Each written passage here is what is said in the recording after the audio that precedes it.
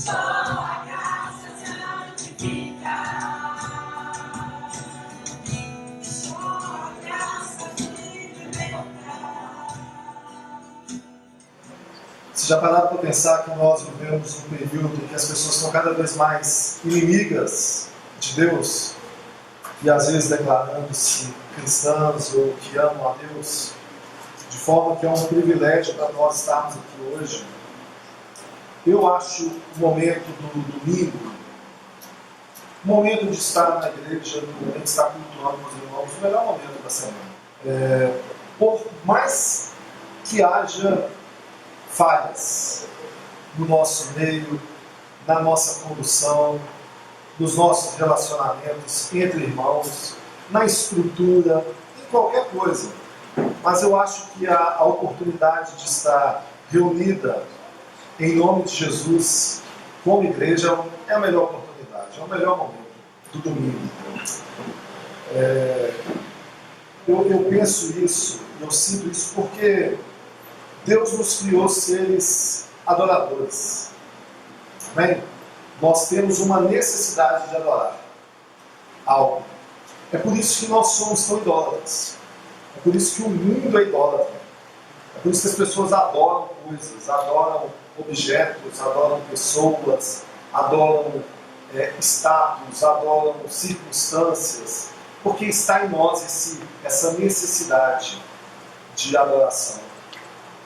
Quando nós temos a nossa adoração voltada para aquele que é o único que pode corresponder, então você sente satisfatoriamente o prazer de Deus. Amém? Nós estamos aqui nesse tema que é a igreja missional. E eu vou tentar discorrer um pouco sobre o assunto e pensando desde quando a gente plantou aqui a ideia, né, de ter o mês de fevereiro, o tema missional, nós estamos reunidos aqui para cultuar a Cristo. Amém? O nome de Jesus, a pessoa de Jesus, isso porque o Espírito Santo habita em mim e em você. O culto é a Deus, o culto não é a você. Não é para mim. Então nós não fazemos o culto para agradar a A ou B.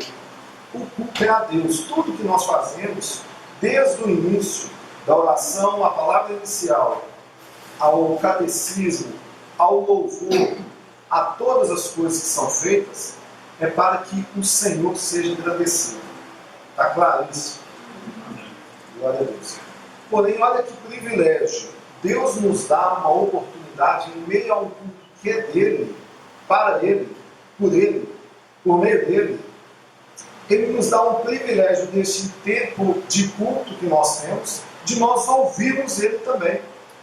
Então a palavra de Deus, quando pregada, independente de quem está aqui na frente pregando, que às vezes está atrapalhando, né, a mensagem de Deus, ou seja, o Senhor, ele para esse momento, nós louvamos porque ele é digno, nós ouvimos, oramos porque ele que nos escuta, mas agora ele para o momento deste culto que é a ele, e por meio da palavra de Deus ele nos ensina, nos corrige, nos levanta, nos consola, nos santifica.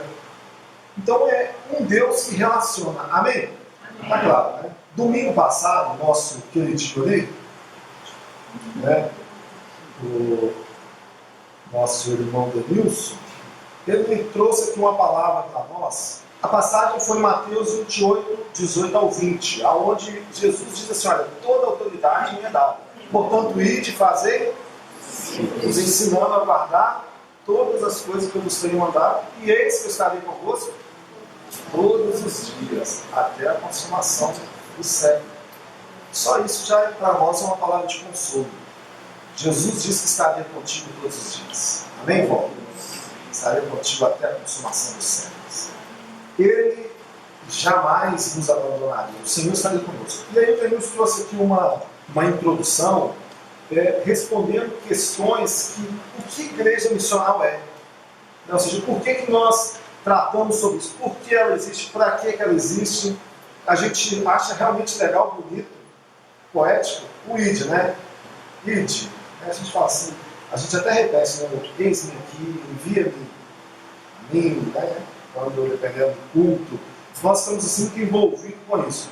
Porém, a leitura, ele mostrou, existem grupos aqui não aqui, né? na igreja em geral, aqueles que se motivam muito, ficam muito empolgados, mas não fazem nada. Agora, existem aqueles outros que também ficam empolgados, mas que fazem, mas que às vezes estão fazendo por motivações erradas.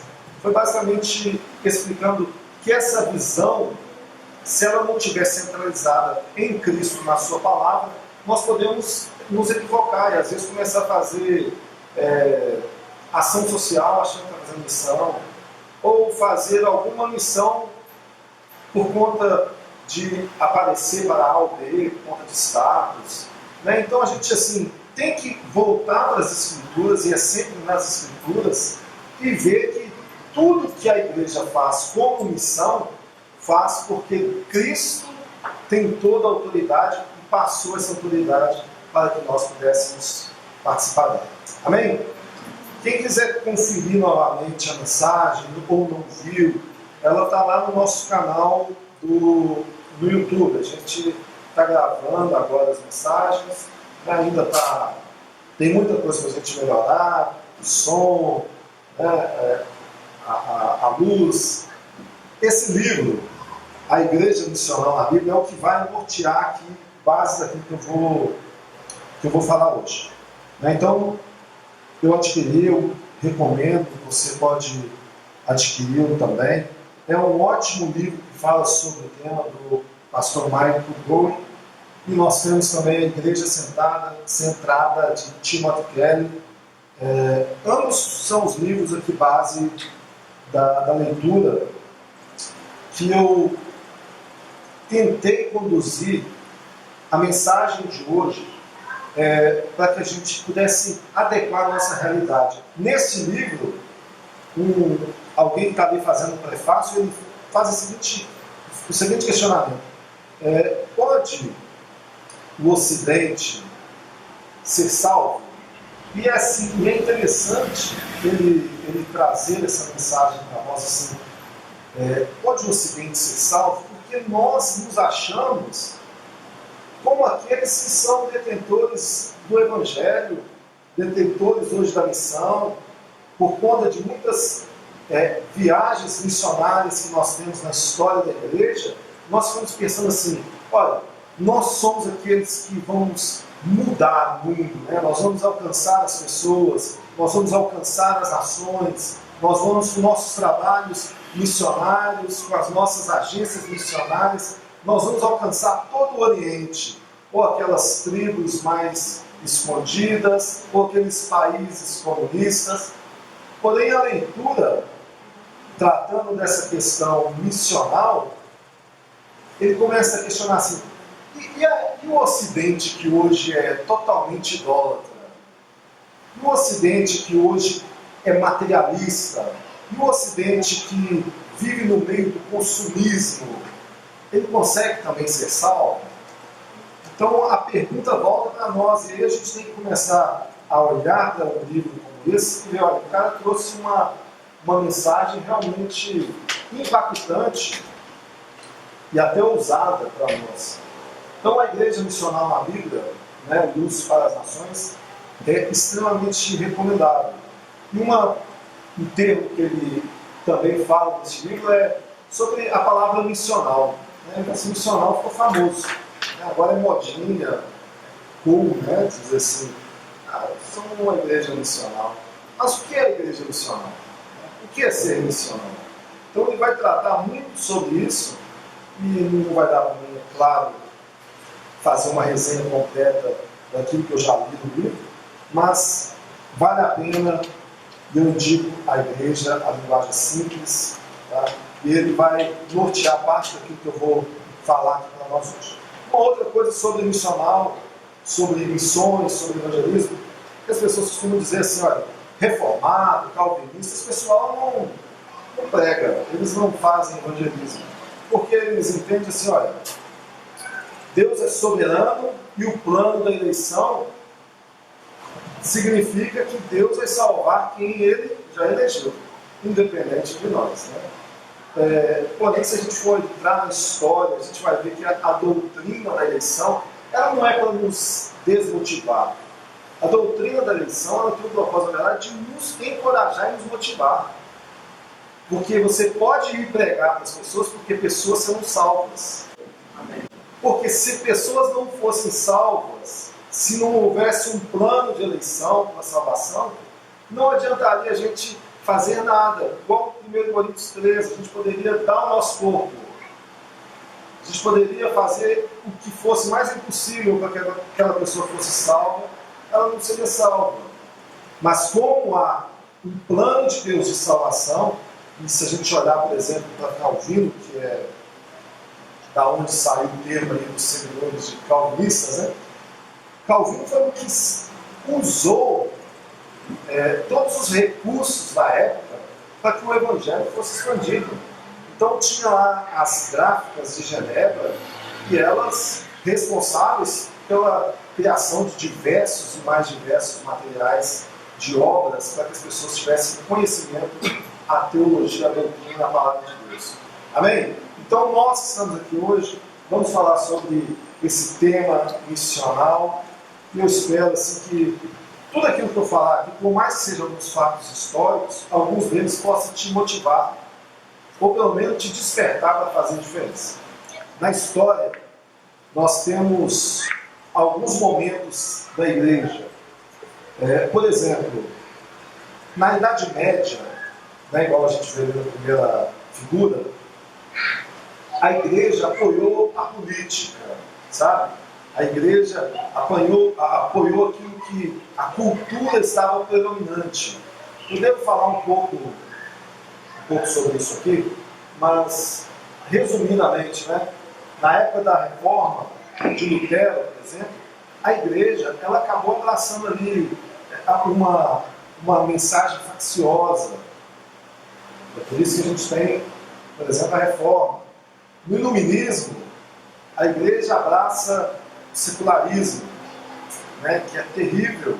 Né? O Iluminismo vem dizendo, olha, eu vou mostrar como que a ciência, como que a luz, as coisas são explicadas racionalmente, e como que essa ideia de religião é falha. E aí a igreja acaba abraçando muito desse secularismo. Por exemplo, a Alemanha nazista, que é um período extremamente sombrio, nós temos a igreja abraçando e apoiando o nazismo. O apartheid na África, né, onde houve essa perseguição aos africanos ali, uma questão racial, nós temos a igreja abraçando o apartheid. Olha que situação crítica. Na página 22 aqui deste livro, mas olha o que ele diz. Escrevendo em 1985, ele sugere de maneira provocativa que a igreja no Ocidente é um caso avançado de sincretismo e questiona. A igreja no Ocidente pode se converter? Ela se rendeu aos ídolos da cultura ao seu redor. Pode ela ser restaurada ao chamado bíblico? A solução parcial de Stackhouse para a igreja ocidental domesticada está correta. Precisamos de eclesiologia, a doutrina da igreja, para clarear nossa mente, motivar nosso coração e guiar nossas mãos.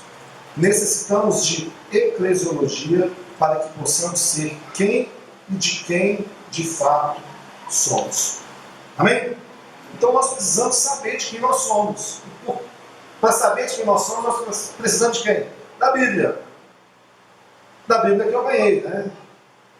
Vou falar de quem para não causar inveja. Inveja santa. E aí todo mundo ficar aí, ó, e a minha, né? Né, Deus? Não falar não, né? Como que é a igreja atual, irmãos? Quando a gente olha para o primeiro século romano, os 3 primeiros séculos, né, aquele século romano pagão, que era hostil, como era ser cristão nessa época? Já vamos pensar sobre isso? Como era ser? Esquece a igreja atual, estou voltando aí para chegar nessa ali, tá? Mas a igreja do primeiro século, ali, dos 2 primeiros séculos, nós temos uma comunidade alternativa em meio a uma comunidade pagã. Então nós temos uma idolatria, por exemplo, clara ao imperador, nós temos um culto ao sexo claramente naquela nação, nós temos a necessidade das pessoas de comprar, de aquisição, e no meio a isso tudo nós temos a igreja abraçando ali tanto pobres, escravos, mulheres, abraçando os bárbaros, os gregos, os livres. Então a igreja mostrava com amor, com caridade, com misericórdia, que a vida deles resplandecia em meio àquelas trevas. E na mesma época, quem requeria para ser esse título? César. O imperador, ele pedia, olha, essas pessoas, os romanos, têm que prestar um culto a mim. Então tinha que acender lá uma vela e falar, olha, César é o Senhor. E aí agora aparecem os cristãos dizendo, não, Jesus Cristo é o Senhor. E os cristãos oferecendo apoio àquelas pessoas que eram recriminadas, os cristãos oferecendo cuidado para as mulheres, as viúvas, os pobres, os escravos, aqueles que eram bárbaros, aqueles que eram gregos, de outras nações. Então nós temos os cristãos atuando segundo o quê? As Escrituras.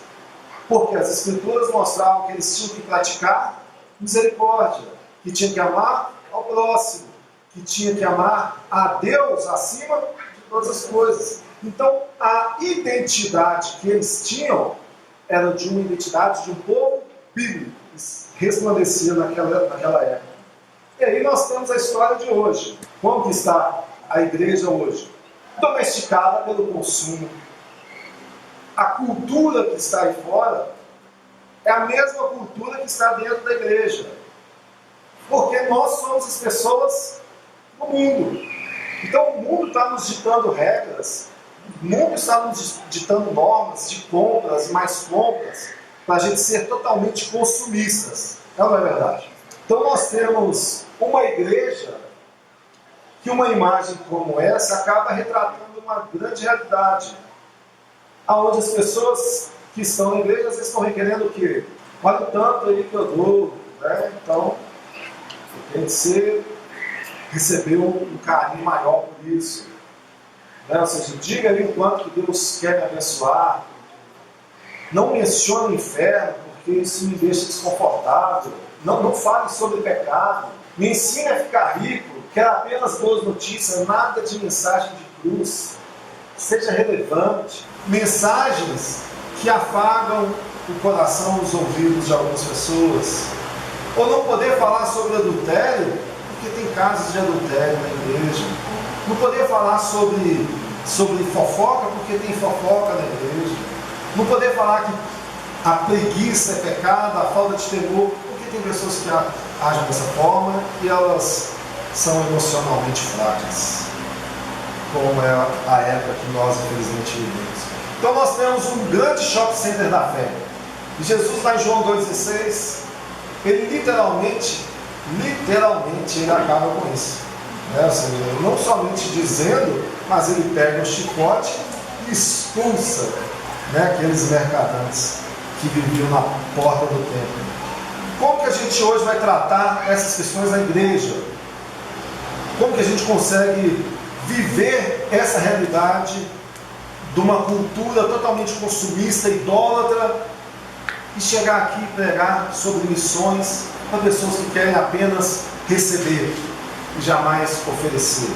Nós devemos voltar para as Escrituras. Amém? Voltar e restaurar o que é missão através das Escrituras.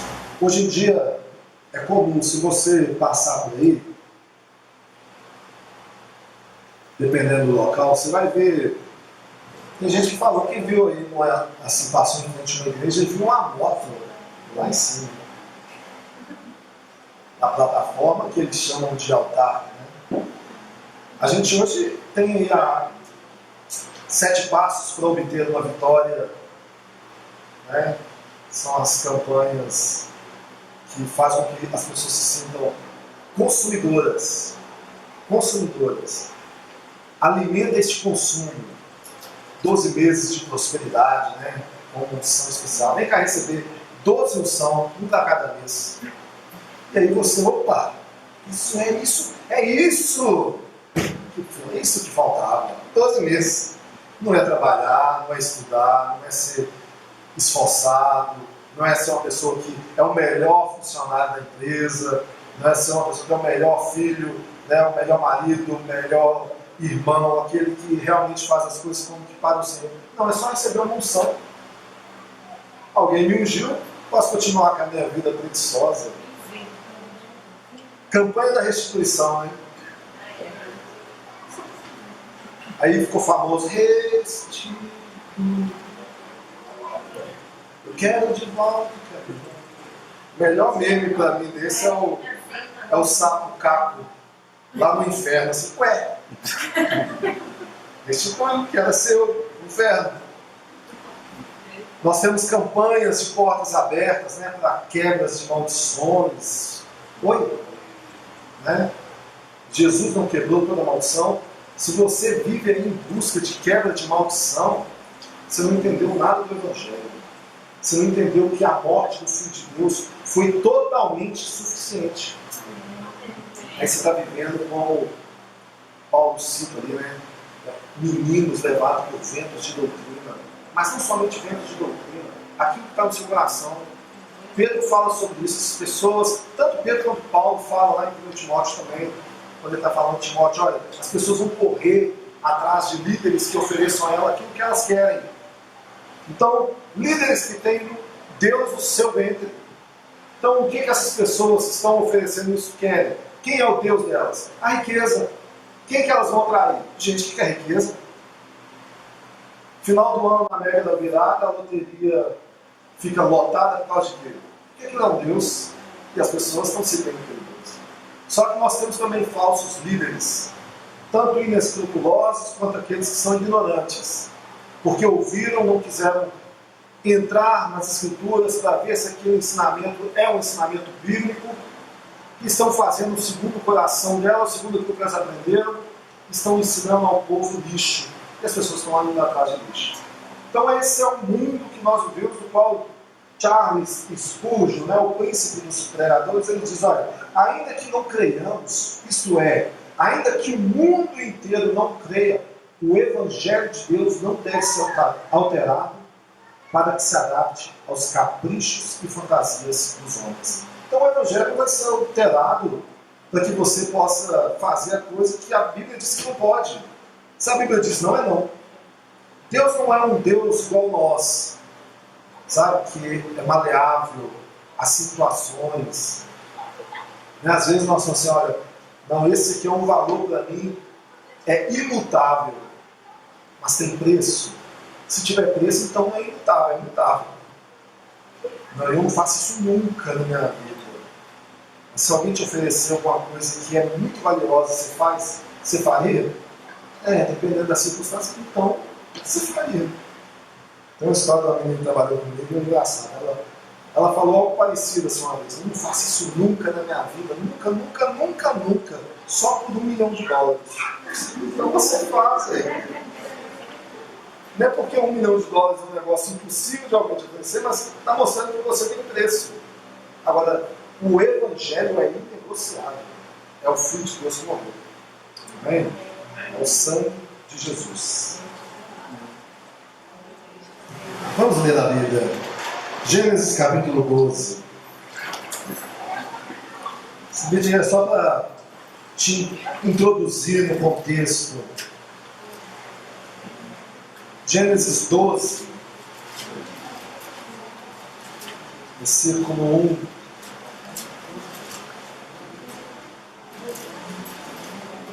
O Senhor disse a Abraão: sai da tua terra, da sua parentela e da casa de seu pai, e vá para a terra que lhe mostrarei. Farei de você uma grande nação, e o abençoarei, e engrandecerei o seu nome. Seja uma bênção. Abençoarei aqueles que o abençoarem, e amaldiçoarei aqueles que o amaldiçoaram. Em você serão benditas todas as famílias da terra. Partiu, pois, Abraão com o Senhor, como o Senhor lhe havia ordenado, e Ló foi com ele. Abraão tinha 75 anos quando saiu de Arã. Abraão levou consigo sua mulher Sarai, o seu sobrinho Ló, todos os bens que haviam adquirido e as pessoas que lhes foram acrescentadas em Arã. Partiram para a terra de Canaã e lá chegaram. Abraão atravessou a terra de Siquém até o carvalho de Moré. Nesse tempo os cananeus habitavam essa terra. O Senhor apareceu a Abraão e lhe disse: darei essa terra à sua descendência. Ali Abraão edificou um altar ao Senhor que tinha aparecido. Passando dali para o monte a leste de Betel, armou a sua tenda, ficando Betel a leste e Ai a oeste. Ali edificou um altar ao Senhor e invocou o nome do Senhor. Depois Abraão partiu dali, indo sempre na direção do Negueb. Amém? Feche os olhos. Eterno Deus, abençoa-nos, fala conosco, instrua-nos segundo a tua palavra, que o teu nome seja exaltado e engrandecido para a glória de Deus. Amém. Amém. Passada a minha introdução, Glória a Deus. vamos para a mensagem. Mas eu só dei uma introdução para inserir vocês nesse contexto de Gênesis com o contexto que nós vivemos. Amém? É importante a gente sempre ler a Bíblia toda. Quem está no plano de leitura da Bíblia toda? Perseverando. Porque aquele que perseverar até o fim, esse vai ler a Bíblia toda. Distorcer o texto com o objetivo. Né? A primeira parte que nós lemos de Gênesis, se nós vamos ler de Gênesis, por exemplo, até Gênesis 12, nós vamos ver fracassos e mais fracassos dos homens. Os homens sempre fazendo aquilo que entristecia a Deus. Quando nós estamos lendo, por exemplo, no capítulo 4, nós temos no início da história humana um irmão matando o outro. E sem nenhuma circunstância igual as nossas aqui hoje, né? A gente poderia falar assim, é por causa das drogas. É por causa da herança. Não, foi inveja que tem nesse coração. Então, desde o início, nós já temos ali Caim, né, matando Abel, e Deus, né, vindo até Caim antes e preparando, olha, você está pronto a fazer algo errado, né? Não faça, né? E ele foi lá e fez. No capítulo 6, 7 e 8, vale nos lembrar, né, a história do dilúvio, mostra como que Deus tinha apenas um homem obediente, que era Noé. Então Noé, um obediente, alguém que temia a Deus, como consequência Deus salva ele e a sua família, e o restante todo exterminado. Não assusta vocês essa história? Porque pense bem, nós olhamos hoje para o Deus criado do nosso século, e o Deus criado do nosso século é um Deus paz e amor, não é? Ele é realmente Deus de paz, ele é o príncipe da paz, ele é amor, porque ele é o amor, ou seja, Deus é amor, só que as outras características de justiça, de fogo, de um Deus rigoroso sumiu, e é o mesmo Deus da Bíblia. Então, este mesmo Deus da Bíblia, diz lá em Mateus, ele fala assim, olha, farei separação entre ovelhas e bodes. As ovelhas participarão do meu descanso, os bodes não. Os bodes serão lançados no inferno, a saber, da segunda morte. Então nós temos um Deus que é o mesmo Deus, Hebreus 13:8 diz que ele é o mesmo ontem, hoje e sempre, mas nesse período de grande terror, Deus foi lá e disse, olha, é tamanha a perversidade que eu vou exterminar. e exterminou. E tem uma charge dessa imagem que mostra assim, Noé, né, lá na porta, assim, não sei se é Noé ou se é um dos animais falando, né, as pessoas batendo lá de fora, e as pessoas estão na água assim, não, Jesus te ama. É uma crítica ao evangelismo moderno. Jesus te ama, pode continuar com a sua vida promíscua, pode continuar do jeito que você quer, porque Ele te ama. Assim, Jesus diz lá em João o seguinte: olha, aquele que me ama, eu e o Pai também o amaremos, e viremos e faremos nele orar. Então a gente tem que ler a Bíblia. Né? Então a Bíblia nos mostra que a misericórdia de Deus está sobre o mundo. É por isso que hoje amanheceu o sol para bons e ruins. É por isso que o ar está aí, está todo mundo caindo sem falta de oxigênio. É por isso que as plantas ainda estão gerando frutos, e os frutos alimentos para que está lá na sua cozinha, na sua geladeira, na sua horta lá, né, Val? Por causa da misericórdia e graça de Deus sobre as nossas vidas. Agora, o feito de Jesus tem um peso gigantesco. É a morte do Filho de Deus. Então aqui nessa narrativa, nós vemos como que aquele povo ali, em desobediência, Deus extermina, mas salva um e a sua família, que é Noé. Capítulo 11, nós chegamos na história ali de Babel, onde nós temos ali uma cidade construída, né, pelo grande guerreiro Nimrod, né, e uma cidade que tinha assim, uma fama de poder, né, de força. E eles, vamos construir uma torre, nós vamos ser conhecidos e fazer o nosso nome famoso. As pessoas vão olhar para nós assim, o povo ali de Babel, eles são poderosos, nós vamos ser famosos. E hoje eles são famosos pelo desastre, pela ruína, pela tragédia, pelo fracasso. Porque Deus falou, olha, vamos descer, vamos confundi-los. E ali a obra acabou se tornando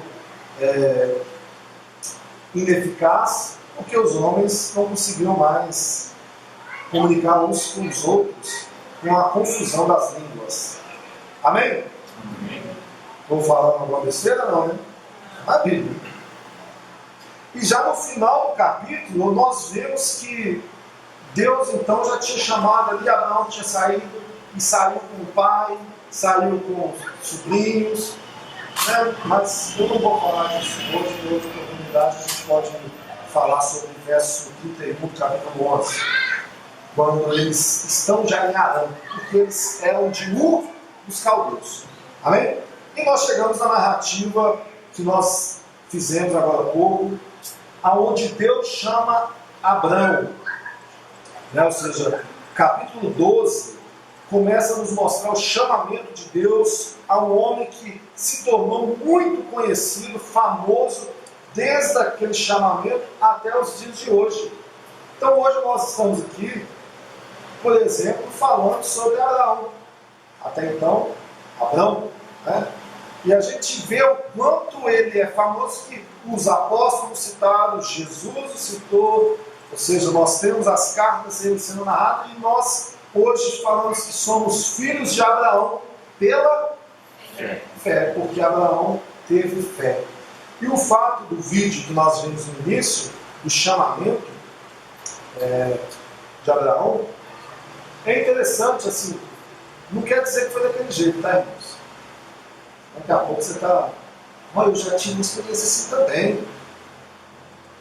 E aí era o seu estômago falando, estou com fome, e aí você achando que era isso, né? Mas é uma forma de retratar um chamamento que nós não temos como dizer a forma que foi, infelizmente, né? Em Gênesis 1:1, a Bíblia diz que Deus criou os céus e a terra, e todas as coisas. O Deus que nós estamos aqui cultuando hoje é o Deus que criou todas as coisas. Se você está sentado aí, seja nessa cadeira de plástico, que é matéria-prima, né, de algo que Deus criou, que formou-se o plástico, mas nós estamos aqui numa terra, com ar, e você tem um corpo, roupa, todas as coisas que você tem é por causa de Cristo. É por causa da obra de Deus. Amém? Mas é interessante a gente analisar que Quando Deus cria o homem, ele fala, né? Está falando aqui com Adão e Eva, ele está dizendo assim: Adão, multiplique-se, cresçam. Agora, com Abraão, ele está dizendo: Abraão, sai. E é sobre esse sai que eu vou querer, em 15 minutos, talvez, concluir aqui a mensagem para nós sobre ser missional como Abraão. O fato, irmãos, é que Deus é missionário. Amém? Deus é missionário. Segundo Coríntios 5, 18 e 19, diz assim: e tudo isso provém de Deus, que nos reconciliou consigo mesmo por Jesus Cristo e nos deu o ministério da reconciliação. Isto é, Deus estava em Cristo, reconciliando consigo o mundo, não lhes imputando os seus pecados, e pôs em nós a palavra da reconciliação. Abraão, um homem de 75 anos, 75 anos, vivendo numa cultura totalmente idólatra, sendo ali construtores de ídolos, adorando a lua, fazendo coisas que a gente hoje talvez, né, ache um absurdo na questão de idolatria de imagens, mas era a cultura dele. E Deus o chama aos 75 anos: sai daí, sai e vai para um lugar que eu te mostrarei. É interessante aquele chamamento de Abraão, quando a gente viu no vídeo ali, apesar de a gente não saber se foi assim, mas poderia ter sido narrado, né? Poderia, né? Poderia ter sido detalhado, poderia, mas Deus fez certo. Eu sou louco, que já faz várias vezes. Deus fez do jeito que era para ser. Mas a gente olha, por exemplo, para Moisés. O chamamento de Moisés foi em meio a uma sarça ardente, não era? A sarça pegava fogo, mas não se consumia, né? Agora, nós temos ali um relato de Deus chamando Abraão no início de todas as coisas, e a gente pensa assim: como que foi isso? Como que ele chamou, né? Porque imagina bem, Abraão não tinha a Bíblia, igual nós temos. Abraão não tinha a história da narração, vamos dizer assim, da criação. Abraão não sabia que viria um Jesus. Abraão não sabia nada que você hoje sabe. Você sabe muito mais que Abraão naquela época. Porém, Abraão ouviu, creu e obedeceu. Então, o fato de Abraão sair faz nos questionar o seguinte: é possível continuar adorando ídolos quando você tem um relacionamento com um Deus verdadeiro que se relaciona com você? Um Deus que fala. Todos aqui poderão dizer assim: olha, eu tive algo na minha vida que eu tenho certeza que foi Deus, foi uma obra de Deus na minha vida.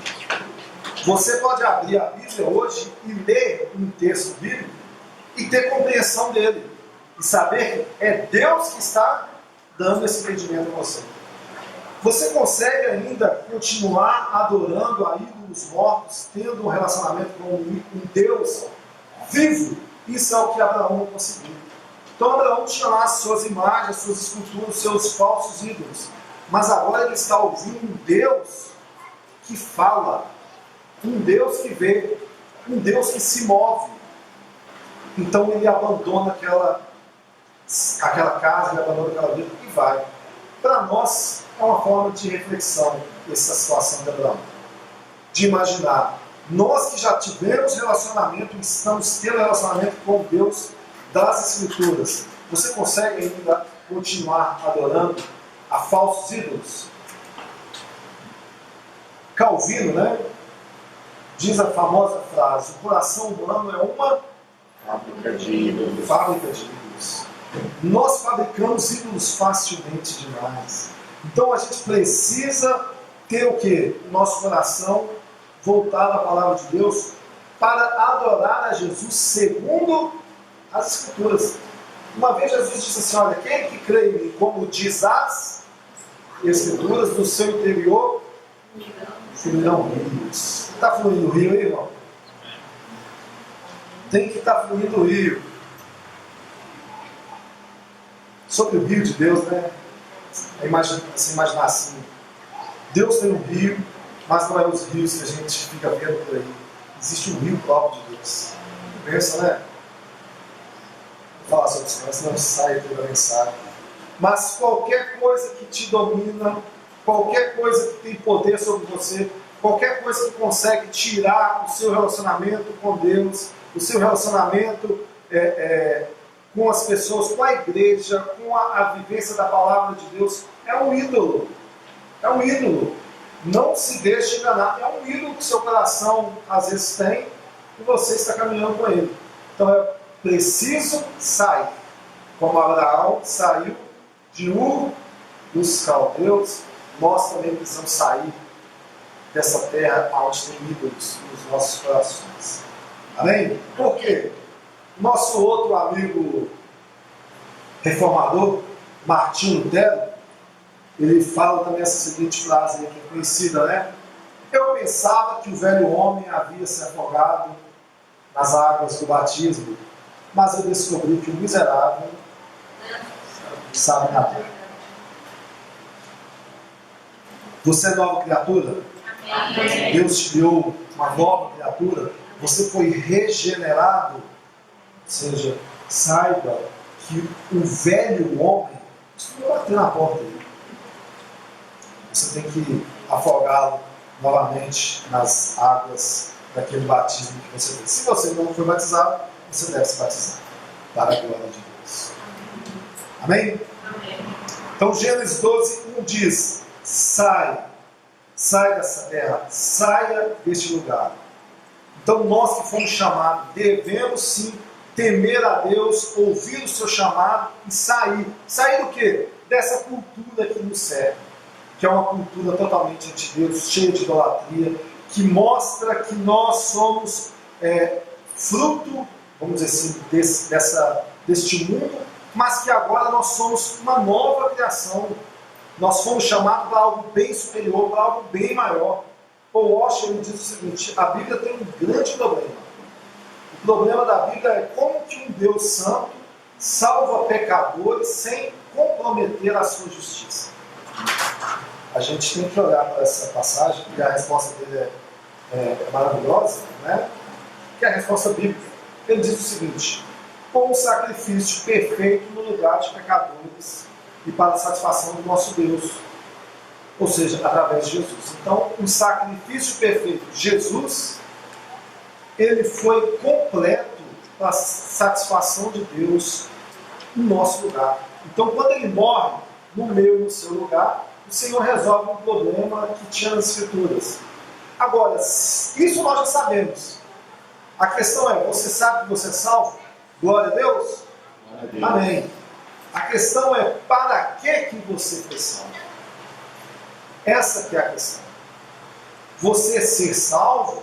Amém. Mas nós queremos entender, biblicamente, por que nós fomos salvos. Para que nós fomos salvos? Para que você foi salvo? Se você foi salvo só para ser bonitinho, né, poder postar lá no Facebook, no Instagram, no Twitter, frases bíblicas, foi não. Tem um monte de gente que... Eu já vi lá, assim, tem gente que está lá na academia, assim, ó, mostrando assim, vários homens, assim, mostrando os bíceps, né, os músculos, a camisetinha assim, né, só um filete assim, ó. Eu coloco lá assim: o Senhor é a minha força. Você quer enganar quem? Né, a menina lá assim, né? Eu não vou fazer isso, está filmando, né? Então eu vou colocar o biquinho igual. Mas tem que mostrar. A moda da vez é a boca de biquinho, né? Mostrando assim os decotes. E ele coloca lá assim: santidade ao Senhor. Não dá, né? A gente sabe que é uma idolatria ao corpo, é uma idolatria a si mesmo, é uma idolatria à sensualidade, né? Cada vez mais.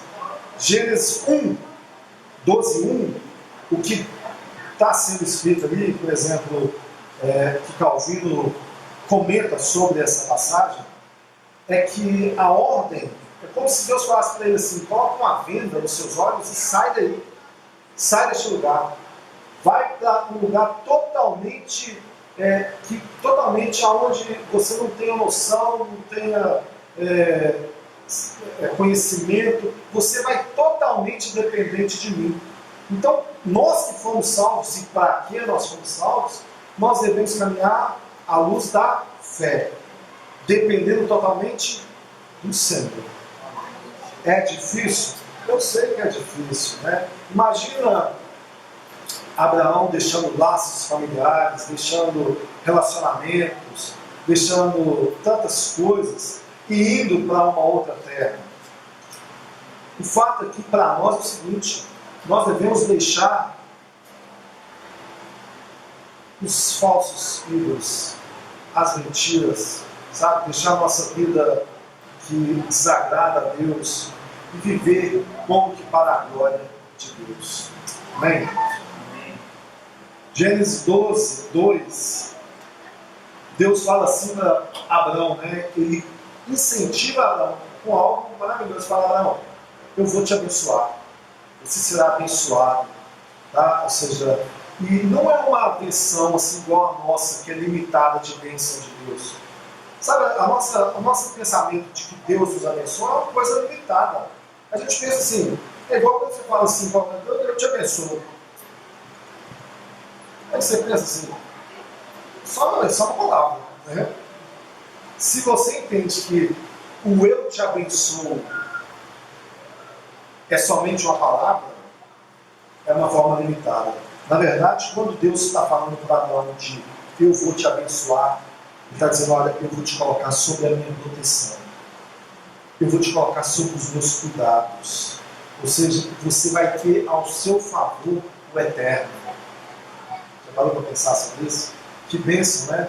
Se você está em Cristo, irmão, você tem essa mesma bênção. Você tem a proteção do Senhor.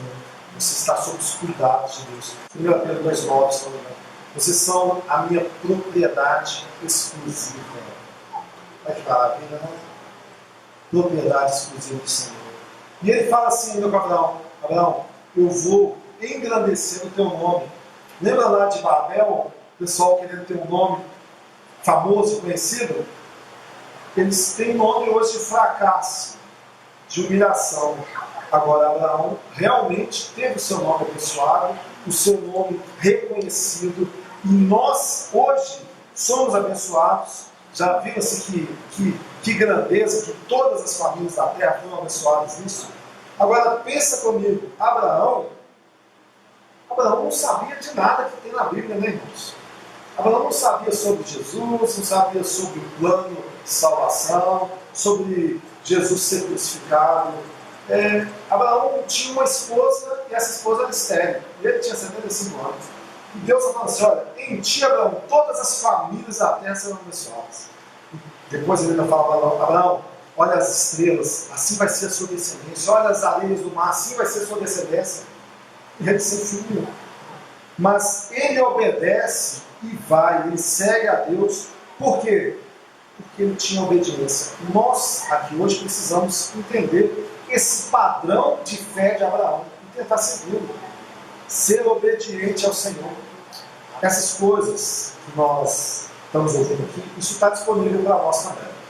Lá em Mateus 10, 33, está escrito assim: qualquer que me negar diante dos homens, eu o negarei diante de meu Pai, que está no céu. Não cuideis que vim trazer paz à terra. Não vim trazer paz, mas uma espada. Porque eu vim pôr dissensão o homem contra seu pai, e a filha contra sua mãe, e a nora contra a sua sogra. E assim os inimigos do homem serão os seus familiares. Quem ama o pai ou a mãe mais do que a mim, não é digno de mim.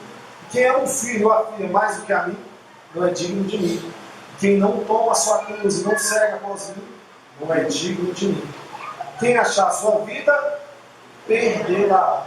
E quem perder a sua vida por amor de mim, achará. Deus quer nos dar a melhor de todas as bênçãos, que é Ele. Sabe, nós até temos bênçãos, todas essas coisas são bênçãos. Família é bênção, filho é bênção, esposa é bênção, marido é bênção, sua casa é bênção, seus bens é bênção, mas são pequenas bênçãos, pequenas e passageiras. Ele quer te dar uma bênção eterna. É por isso que ele está falando. Ou seja, se todas essas coisas aí é maior para você, você não é digno de mim. Se você está nele, todas as outras coisas, consequentemente, estão protegidas por ele. Olha que coisa. Aonde você idolatra algumas coisas. Abandonar as coisas que são passageiras, as coisas que são pequenas, e ir para uma terra que é bem maior. É isso que ele fez com Abraão. Abraão sai dessa terra pequena, dos seus ídolos, da sua família, dessas pequenas bênçãos. Vai para uma terra que é bem maior, que eu vou te mostrar. Vai para uma terra que eu vou te dar. E não somente a questão da terra, você terá a mim. Amém? Você terá a Deus. É isso que a gente precisa. Nós precisamos de ter Deus em nossas vidas.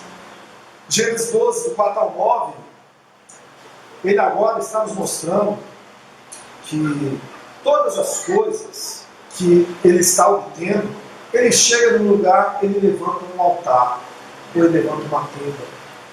Abraão pega para si uma vida de adoração, sabe assim, uma vida que demonstra que ele era um adorador. Nós também precisamos observar algo assim. Nós já falamos muitas vezes aqui, só existe um culto aqui hoje porque Cristo foi o sacrifício perfeito, uma vez por todas. Por isso nós não estamos matando um boi, bode, ovelha, pombo, nada aqui. Porque Jesus, uma vez por todas, foi o sacrifício perfeito, e porque ele foi o sacrifício, há culto. Amém? Agora, se nós olharmos para a Bíblia e ver a vida de Abraão, e ver um modelo de servo obediente, adorador, que tinha 75 anos, a gente olha para nós, que já estamos aí, que somos novos, estamos aí em vigor, temos força, e muitas das vezes o nosso testemunho público não aparece. Abraão, aonde ele chegava, ele levantava um altar de adoração. E você? Aonde você chega, as pessoas, todo mundo sabe que você é um cristão? As pessoas sabem que você é um servo de Deus? A sua luz tem sido mostrada? Jesus fala assim, é possível esconder uma cidade edificada sobre um monte? Porque isso é o cristão. Se você é uma pessoa que chega em qualquer lugar, as pessoas não fazem ideia que você é um cristão, é lógico que eu estou falando de você estar lá caminhando no shopping, você é um cristão. Cristão. Estou falando, por exemplo, você está lá no seu trabalho, na sua escola, na sua vizinhança, as pessoas devem falar assim, fulano é crente? Se isso acontece por boca de outros, e acontece com, assim, com surpresa, com ar de crente, você tem certeza? Fulano? Não. Há um perigo gigantesco. E é aquilo, se nós somos cristãos, foi Spurgeon? Ou é um missionário ou é um impostor? Ou nós somos missionários, somos impostores. Qual que é o testemunho então de Abraão? Ele diz, olha, eu estou adorando a Deus, eu sirvo a Deus e declaro este Deus a todos os lugares que eu vou. É isso que ele fazia. E é isso que um missionário, alguém que ama a Deus, serve a Deus, faz. Vive uma vida de culto racional. Romanos 12:2 diz, eu rogo-vos, irmãos, pela compaixão de Deus, que apresentei os vossos corpos como sacrifício vivo, santo e agradável a Deus, que é o vosso culto, e não sede conformados com este mundo é mau, irmãos, mas sede transformados pela renovação do vosso entendimento, para que experimenteis qual seja a boa, agradável e perfeita vontade de Deus. A nossa vida não deve ser de culto somente no culto, mas lá na sua escola você tem que ser um missionário, lá no seu trabalho você tem que ser um missionário, lá na sua casa, na sua rua você tem que ser um missionário. Quando você estiver trabalhando, lá no seu trabalho você tem que ser o melhor funcionário para que Deus seja glorificado através da sua vida. As pessoas olham e falam assim, esse é realmente uma diferença, esse rapaz, essa moça, essa senhora, ela é uma pessoa diferente, mas ela é cristã, sabia? causa disso, ou seja, ela faz como que estivesse fazendo para Deus e não para o homem. Ela entende que se ela tem um trabalho é porque Deus a deu. Se ela tem uma posição é porque Deus a deu. Então, se a nossa vida é uma vida de missões escondida, é uma coisa errada. Nós precisamos mudar. Aonde você tem ido, você tem levantado altares a Deus? Você tem que levantar altares. Isso é ser missionário.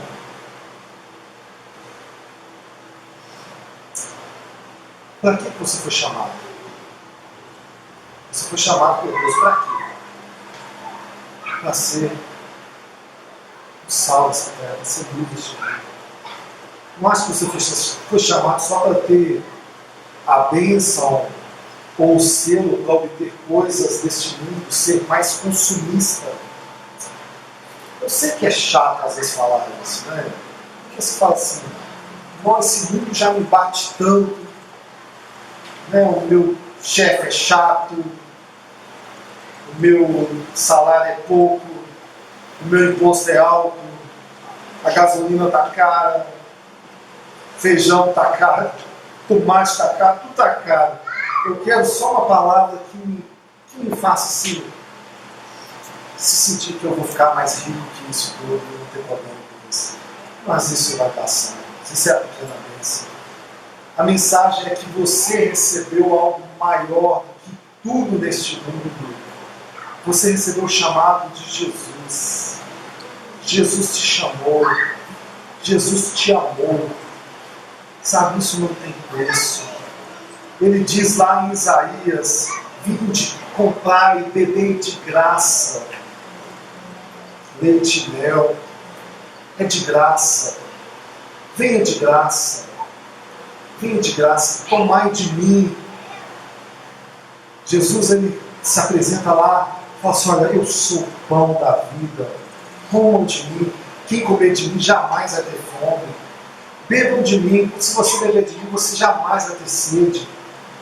Beba de Cristo. Alimente-se de Cristo.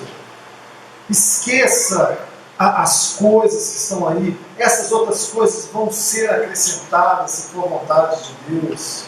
Mas viva para a glória de Deus. Amém? Você foi chamado para algo muito maior.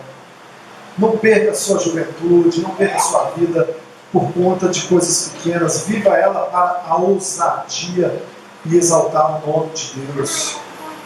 Por que Ele te salvou? Para que Ele te salvou? A igreja atualmente está confusa desses assuntos, porque a cultura do consumo está no meio da igreja. Quantas vezes você ora, quantas vezes você lê a sua Bíblia, quantas vezes você se pega pensando em Deus, na palavra de Deus?